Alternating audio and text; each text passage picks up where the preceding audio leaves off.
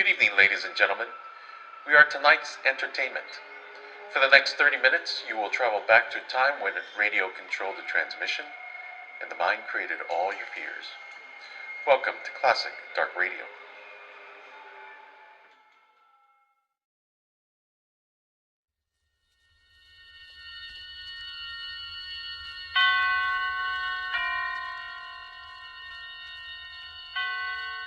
Roma Wines present Suspense.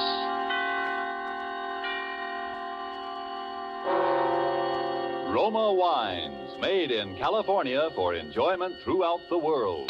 Salud. Your health, senor. Roma Wines toast the world. The wine for your table is Roma Wine, made in California for enjoyment throughout the world.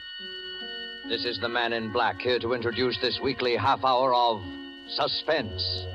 Tonight from Hollywood, we bring you Mr. Orson Welles.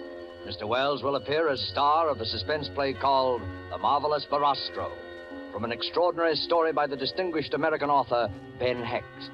But before we raise the curtain on this evening's tale of suspense, here is a message from your host, the Roma Wine Company of Fresno, California. Distance lends enchantment, says the old proverb, and it seems borne out in such little episodes as these. Let's pretend we're guests at the smart and handsome Pan American Club, Havana, Cuba. An American visitor is amazed that his Cuban host can picture the marvelous climate and rich, fruitful soil of California without ever having been there. But the Cuban responds, "One sip alone of wonderful Roma wine tells me all that. Only true perfection of climate and soil could produce the perfection of your splendid California wine, Roma wine."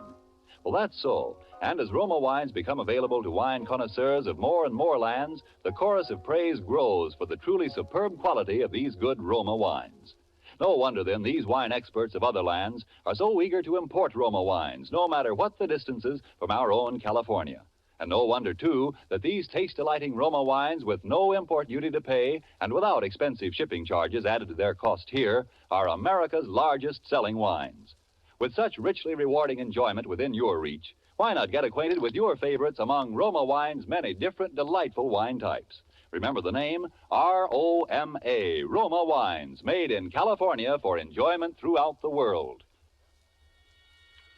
And now with the marvelous Barastro, produced and directed by William Spear, and with the performance of Orson Welles, we again hope to keep you in suspense.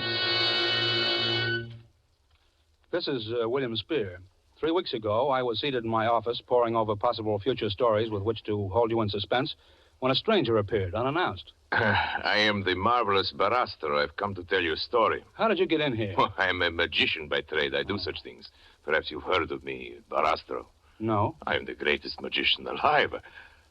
No, that is not so. I am the second greatest. But soon I will be first. I am leaving tonight for Mexico City. You see me now for the first and last time. You will never see me again. No one will ever see me again. It is the last of Barastro. How's that? I'm going to Mexico City to murder a man. His name is Rico Sansoni. Why are you going to kill him? Because he is the most evil man in the world. I've been waiting 20 years for his name to appear. For as long as he chose to hide, there was no hope. He's too clever, far too clever, even for me. But I knew that his vanity would betray him and that someday I would read again the name Rico Sansoni. I knew he would return to the stage. Is he a magician? The greatest who ever lived, the most profound, the most subtle, and the most evil. He's greater than I. He begins his first performance in 20 years in Mexico next week. I will be there to see it. Well, I would like to hear your story. I can tell you all but the end. That I will be unable to provide now. But you will find it out for yourself. Well, I'd like to hear what you can tell me. I will tell you, Mr. Spear, but on one condition. And that? I must have your oath not to interfere. Oh, really now? You can understand I can scarcely give you that. After all, I can't... Very well. I will take my chances with you. The story begins 20 years ago.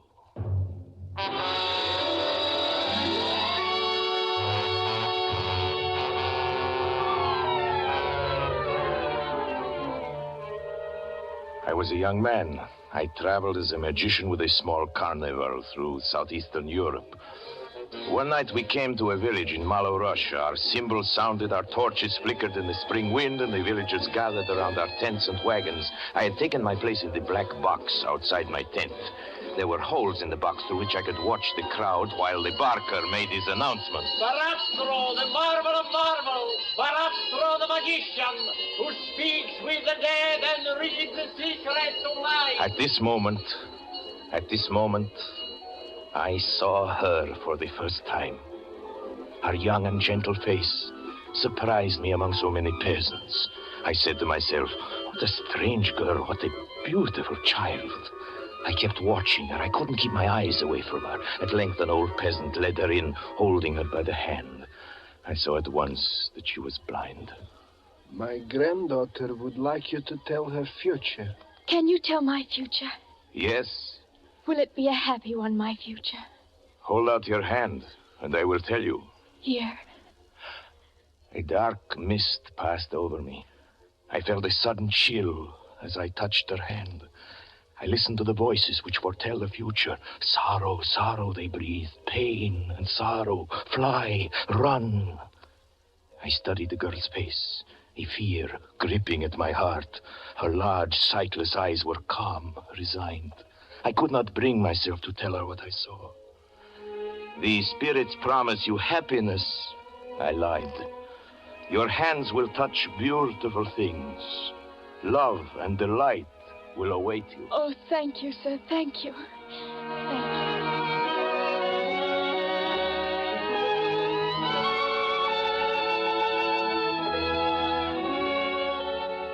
That was the beginning. Her face haunted me that night. I could not sleep. I made inquiries the next morning, and I found her. We walked through the hills. She did not need my hand to guide her. She knew every stone, every turn of the path. She spoke of the trees around us. She had strange names for them. I call that tree Lullaby, because it sings when it sways in the wind. Lullaby? And that one, see? With its branches open towards heaven. I call that one Prayer. How do you know its branches open toward the sky? When I was younger, I climbed it. Anna. Come, I'll race you to the bed of flowers at the turn. Anna! Hurry, I run fast. We walked often through the hills. I knew that she was aware of her destiny. The stars had told me she would not live long, and that agony and terror waited for her on the short journey. Our caravan remained for 2 weeks in the village. At the end of that time, I asked Anna to come with me as my wife. You make me very happy, Shari. I could live only with you. I will love you with all my heart. And you will teach me, Shari. You will teach me to see. To see? Does one need eyes to see as you do? Shari, you will teach me to see beyond the horizons. You will teach me to see as you see. We were married. We rode together in the gilded wagon, and the vows were taken under a clear sky. Suddenly, the sky changed. It was only then that I realized what I had done in seeking to save her. I was fulfilling the terrible message of the stars. For it was I, Shari Barastro, who was the instrument fate had selected for her ruin.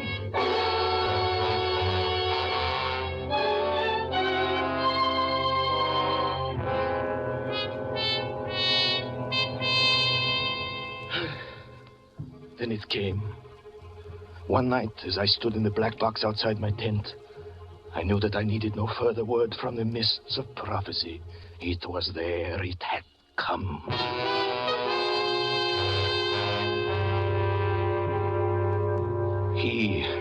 He stood among the peasants before our tent, a graceful figure, smiling, leaning on his cane, a man of the world, amusingly out of place in this faraway little village. I looked at him through the holes in my boxes. I turned cold. I watched him, and I felt afraid. He was studying Anna. Never once did he stop looking at her. My temper is quick and fiery. I went up to him as he was watching Anna. How subtle he was, how graceful. I seized his arm and demanded to know what he meant by staring at my wife. He removed my hand as if I were a child. I can tell you there was something terrifying in his strength. I most humbly beg your pardon for this misunderstanding. Let me introduce myself. My name is Rico Sansoni. I'm a student of the occult, traveling about the world in search of knowledge. Inside of me, I feel that girl has remarkable psychic powers. I'd hoped to be able to induce her to join me as my assistant. Soon planning to go on the stage, but now that I know she's your wife, I apologize again for my seeming forwardness. Oh, I suppose there's nothing to do but to accept that apology. And you, madame? Anna, I think it is fair, Anna. Anna? No, I have nothing to say. It was thus Rico Sansoni entered our lives. Little by little during the days that followed, he attached himself to us. We listened, Anna and I, to his tales. He'd been everywhere, seen everything. He brought the world into our gilded wagon. In his presence, I always felt elated and flattered. Thus does a man move in the grip of his destiny. Thus do we dig with our own hands the appointed grave for our happiness.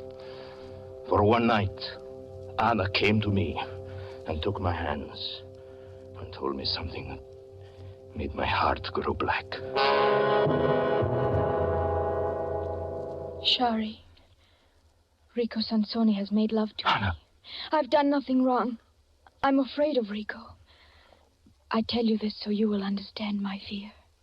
Do you want to tell me about it now? Yes. Tell me then. Rico came to me this afternoon while I was alone. He took my hand and held it gently in his. I suspected nothing until he asked me if I loved you and how deeply I loved you. Then he asked me if I love you more than happiness or life. I took my hand from him and said, I cannot talk of love to you.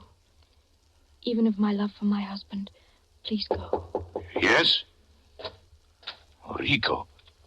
Oh, she's told you. Sorry, forgive me. For a moment I grew weak. Let me remain your friend. I brought you both some flowers. I picked them myself. Will you accept them? You won't accept them? Of course we will, my friend. How could I have doubted you? I understand. Come, forget the entire incident. You are kind. Really, you're kind.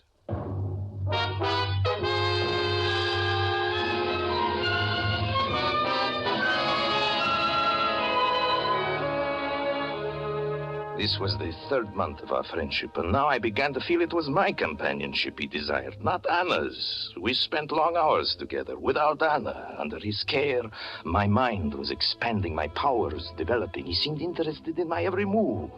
And again I was flattered, lured, disarmed. You have a funny way of saying the word, beautiful, my friend.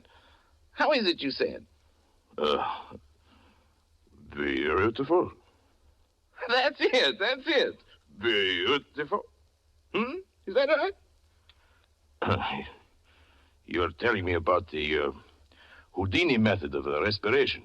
Oh, yes, so I was. Beautiful. Huh? Very good, I think. I like you, Sonny. I like you very much. Amazing, isn't it? Amazing how one can be drawn in by flattery and charm. Then one day I was sitting in my tent. When a curious sense came over me, I felt a pressure on my heart as if a hand were closing around it. It was a warning. I left quickly. I hurried to the apartment. Anna had remained there. She frequently did in the afternoon. I found myself running toward the door.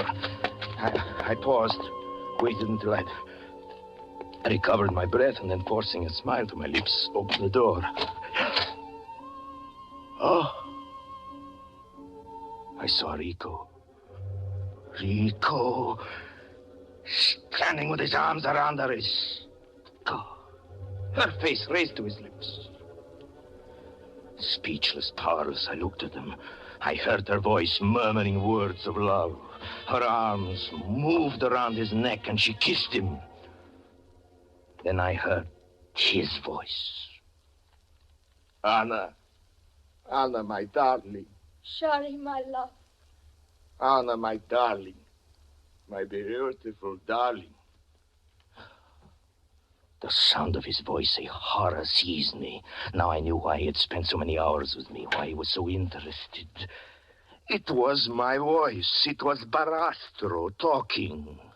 It was a voice that seemed to come from my own throat, a horrible, familiar voice, and I understood what had happened. I sprang forward, shouting his name, Rico! He turned and faced me, pointed his finger at me as if he were an image in a mirror. Rico! He echoed.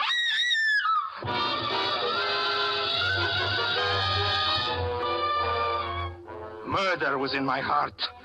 I flew at this monster.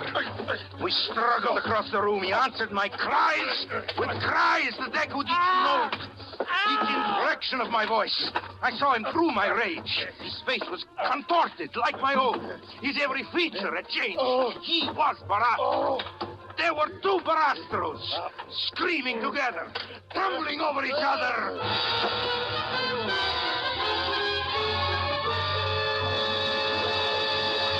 He held me in his hands that were like steel. I could not move or cry out. His hand was on my throat. I lay gasping, crazed. And it was Barastro who was holding me. Then this horrible and familiar figure changed. It became Rico. It was Rico Sansoni who spoke. The breath was leaving my body. I was strangling, dying, yet I could hear him. Barastro, God, you're killing me. Sorry, have mercy. I'm dying. His voice was faint. I felt in this moment the agonies of 100 deaths.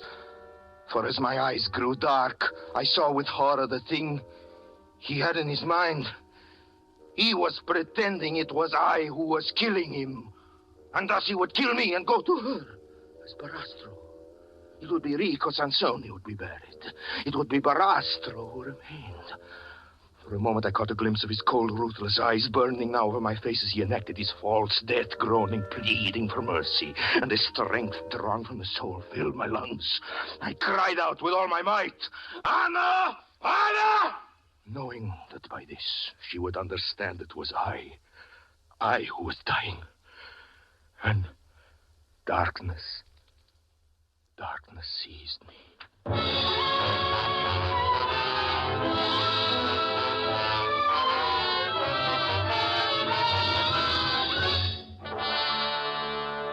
An hour had passed when I opened my eyes. My head was splitting, my throat was stiffened. I raised myself and looked. He was gone. I saw her. She was standing in the corner of the room, crouched against the wall, her hand against her teeth, and staring into the terrible dark around her. Anna! I whispered to her. Anna! It is I, Anna. I, Shari. Anna!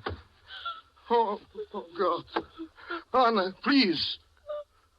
Anna, darling, listen to me. Anna, give me your hand. Anna, listen, it is I. It is I, Anna, Shari, your husband, Anna. Listen, Anna, remember, Remember when we first kissed? Anna? That time on the hill, Anna, remember? I called you little princess, remember, Anna? And Anna, about your trees, Anna, huh? About Lullaby, the names you had for them, Lullaby and Prayer. Anna, one with its branches pointing toward heaven, the one we climbed. Anna, please. Anna, please. Please, Anna. It is I, Anna. Come here, listen. Listen carefully, Anna. The spirits promise you happiness. Your hands will touch beautiful things. Love and delight await you. Oh, Shari. Oh, my darling. My Anna, my sweet. Oh, Shari, hold me close. Yes, my darling. Oh, He's Shari, hurt you, what he's done. There, my darling. It's all right now. It's all right. It's all right. It's all right.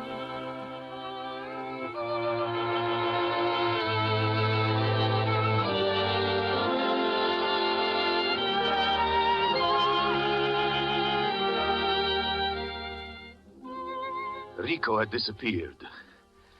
We laid our plans, Anna and I.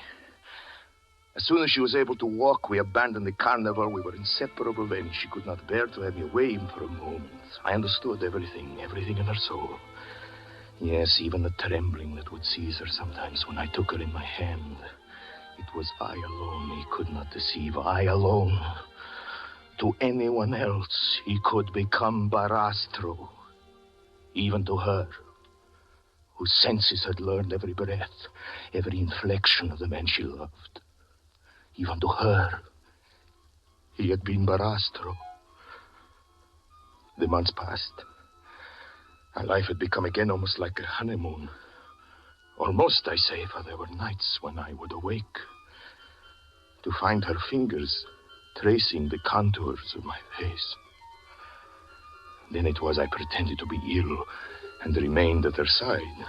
We said nothing, but we knew the shadow in each other's mind. Everything went smoothly, though, until one evening, when I entered the cabaret where I was performing. I felt unusually disturbed. It was winter. I was removing my coat when it came again, as I had known it would. The warning, the hand closing over my heart. I ran from the place and raced home. I entered our cottage by the back door quietly like a thief, and I stood listening. From inside, I could hear a voice. Please. Darling, you're ill again. I'll take care of you, darling. I'll make you feel better. Anna, my dear Anna.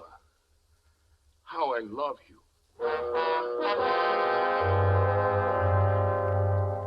He was back. One doesn't reason. One does not reason in the midst of a nightmare. Yet terror can wake the mind to a clairvoyance, an understanding beyond thought. I stood motionless, silent, listening. The light was turned out. I heard her laugh. Laugh like a child in the dark. And this sound killed me. Yes, one is dead forever when happiness is torn from the heart. I wanted to rush into the room. I wanted to shout, Anna, Anna, don't touch him. He's Rico. But instead, I slipped quickly from the house. I walked in the cold streets. My thoughts returned. I had acted out of one clear impulse. Through the terror and agony of those moments when I heard him take her in his arms, there had remained the certainty above everything else. I must save her. And I knew I had acted wisely. Had I rushed into the room, had I made a noise, she would have died. She would have known in that moment, as I knew listening to him, that he had been there before. That he had been there before. That he had crept through our defenses as a shadow creeps, and we had not known. I thought of them together as I walked, and then I thought again that I had only to rush back to speak her name. Yes, and destroy her. Destroy her. I kept on walking. And as I walked, I began to understand him. Yes, I was dealing with a monster. He would manage to leave her, as he must have done so often before, a few moments before I was due to return from the cabaret. And if I sensed something was wrong, he would rely on my love for her to keep his sense a secret. He knew me well. He understood I would allow my heart to be eaten away with grief. And I would not make a sign lest I destroy her whom I love more than myself. It was I who must be careful, not he. Yes, he knew me. He gambled on me. I determined to kill him the first moment I saw him. And I began to think of his superhuman strength, that he might kill me, even as he had first intended, and that he would go on living with her as Barastro. She would never know I was dead. She would continue to love me in his arms, to press her kisses upon my murderer. And this was the thought that continued, the fullest measure of horror. The thought of that moment when she would see him, and not me. You understand the grief of that night? Yes, it is fortunate I cannot remember it all. I returned home. At the time, Rico wanted me to. I I wasn't careful about my coming. I trusted him. Do you understand? I trusted him that out of his evil, he would spare her, as I spared her out of love. I entered the bedroom, opened the door, and walked in. She was alone. Anna. Anna, dear. Anna! Anna, it's I! It's I! It's not Rico! It's I! It's I! Anna! Anna!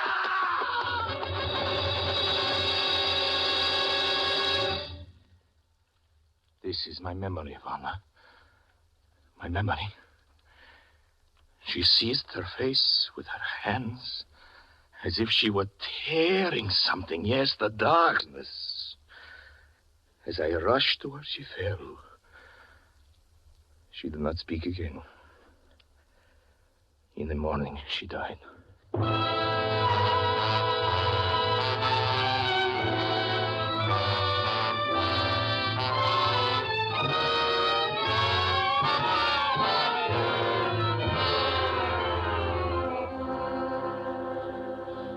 That is the story, as nearly in Barastro's words as I can remember them. When he'd finished, he got up quietly, looked at me a moment, and said, "Thank you for listening to me, Mr. Spear. You understand now my prediction that there will be one less magician alive in the world within a fortnight." Then he turned and left my office. I must admit that the whole thing shook me rather badly. I've spent the whole week wondering if something might happen, something I couldn't predict. This morning, I think perhaps it came, at least while I was reading through the theatrical weekly Variety, and my eye caught a notice, you probably saw it too, of a magician who had been killed in Mexico City. The account said that two magicians had been together in an automobile accident. While driving through the rail yard district, their car stalled on a track and had been demolished by an oncoming train. One of the magicians, unidentifiable, had been cut to pieces. The other, miraculously, escaped with his life, although his features were so horribly disfigured that plastic surgery will have to create a new face for him. The survivor identified himself as the marvelous Barastro.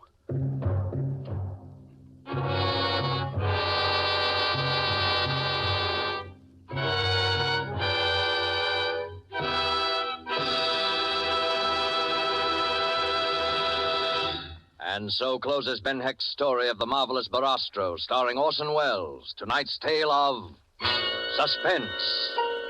Before Mr. Welles returns to our microphone, a message from the sponsor of Suspense.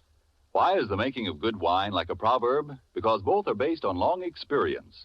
For you to enjoy the many different taste-delighting Roma California wines, first there had to be long years of painstaking cultivation of some of the world's finest vineyards.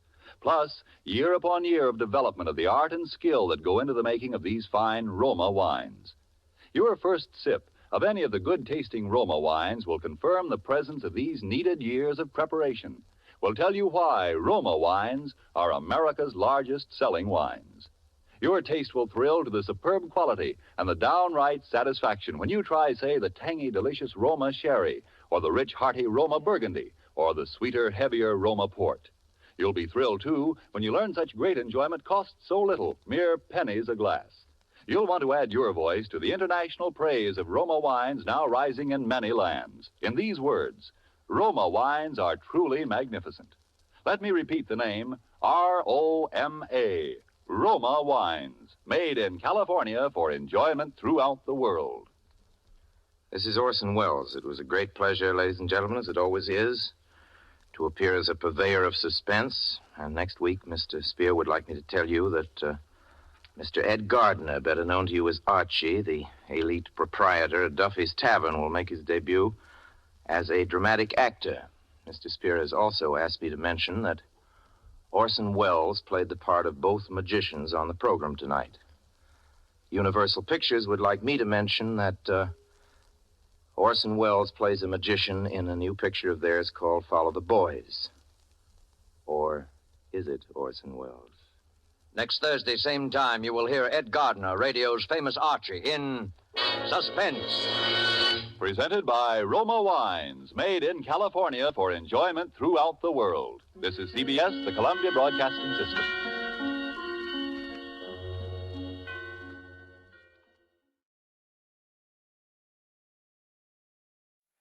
Thank you for joining us. I hope you enjoyed tonight's entertainment. Now, I caution you to subscribe before it's too late, before this broadcast ends, before we